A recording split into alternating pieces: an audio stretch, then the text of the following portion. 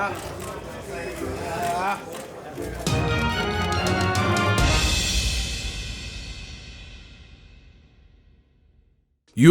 243, Adesanya versus Whittaker. Great fight. Let's talk about it. What up, Fight World? It's your boy Ego, and I'm back with some more boxing. Make sure you smash the like button. I'm back with some more fighting, I should say. Smash the like button. Also subscribe to the channel for the latest and greatest in fighting. If you want to become part of the gang, notification gang, please hit the bell icon. Shout out to super chats, channel donations, the Venmo donations, and the Patreon family. We working. Want to do a post-fight UFC 243 main event.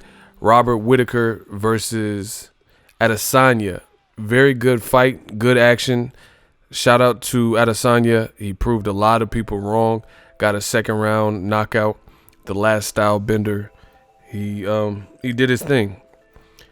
It was a fight. He was the interim champion, and he was fighting the undisputed middleweight champion, very proven Robert Whittaker, who hadn't lost since I think like 2014, and they were fighting in Melbourne, Australia at the Marvel Stadium. There's almost 60,000 people in attendance, and Whittaker is of Australian descent. It was a good fight. Round one, Whittaker, he was the aggressor for sure. Adesanya was looking to pick his spots, and to me, from the onset of this fight, I like what Adesanya was doing a lot more than Whittaker. Whittaker, you know, you got to look at it like 5-minute rounds, championship fight. I just feel like he was burning unnecessary energy, and maybe in an effort to try to get some real respect early, he was just doing too much. Like he was almost too aggressive. He was so aggressive. He was throwing these like lunging in, throwing these looping, really wild shots, wild, fast, like, you know, roundhouse kicks and shit. And I just think he should have slowed his work down. But based on his activity, you could argue that he was winning the first round. You know, Adesanya was a lot quieter in the first round, but he was still picking up his spots. But he did get touched in a couple of the strikes and the attacks from Whittaker. So, you know, you would probably shade the round to Whittaker. But right before the bell, Whittaker, again lunging in, came in and got clipped with a counter. And Adesanya was throwing some sharp ass counters, and for whatever reason, Whittaker totally disrespected these, and he got clipped. And right before the bell rung, Adesanya was about to try to get him out of there because he dropped to the mat, to the canvas, right then and there, and the round sounded. So the ref jumped in the middle, but it was looking bad for Whittaker. So I didn't like his game plan at all. Whittaker got back to his feet, and it looked like he started going to the wrong corner of the octagon. Like he was buzzed. He had his bell rung, and his nose looked like it started bleeding from that particular sequence. So, you know, Robert Whittaker, being a guy who hasn't lost in so long, fighting at home, I thought he fought really, you know, barbaric, and I think it was he lacked a true game plan.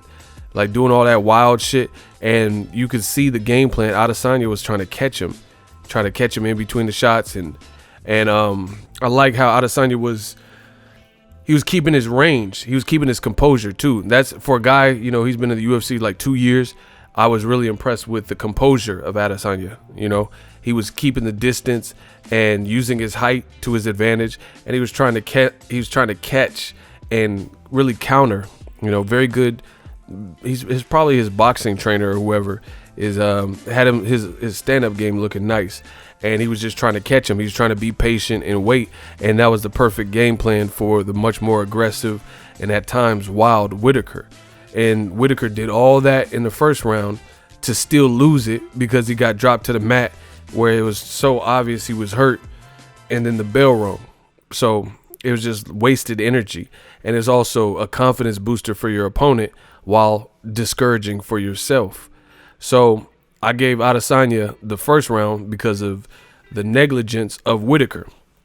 You know, other than that, it was pretty back and forth, but you could say Whittaker was out hustling him. Round two, kind of more of the same. Whittaker was trying to get some get back. He caught Adesanya with, a couple shots. He was just gunning it and winging it. And then, in the long story short, he got clipped. He got caught. And that's just like boxing. The shorter shots are going to get from point A to B quicker than these wide looping shots, especially if you have athleticism and quick. And again, this was a horrible game plan from Whittaker with someone that lanky and athletic and tall, you know, because he was fighting at the wrong range to the point where he could get off he wasn't like in his chest where the guy with the longer arms and taller couldn't get off his shots. He was still he was at a distance, and he needs to probably get a boxing coach. He was at a distance where he could still meet his maker with a guy who's taller and has the range. But very good performance by the last Stylebender. Very impressed. I knew he could do it, but I don't know. Whittaker post-fight, he said something to the effect of like, I know I can beat him, but he didn't really prove that. He didn't really prove he could beat him. He proved he can hang in there, but there was no real oh shit moments for Stylebender. And Adesanya, he really kind of kept his composure and controlled the pace. And Robert Whittaker's best moment in the fight was, you know, some of the attacks in round 1, and he still lost the fight. So I think the Costa fight is probably the next big order of business with Adesanya. They got a lot of back and forth. Costa, I watched this fight with Yoel Romero. That motherfucker's big and he's relentless and he won't stop. So it'll be a very interesting fight. Izzy versus Costa, you know, with the bad blood that they've built up.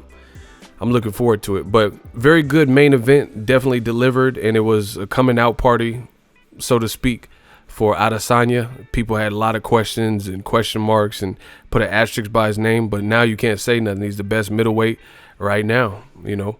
And his boxing training definitely showed up because he was composed, and you know, he had the man's nose bleeding. I just like his work better. He was doing the shorter shots and strikes, and it just made more sense to me. Whittaker was fighting. You have to pace yourself. It's a championship level fight. You're in with a guy who's getting a lot of praise in the UFC and supposed to be real good, very confident. You got to take your time with it. Whittaker was like throwing everything hard and almost trying too much to make a statement, and he met defeat by doing that.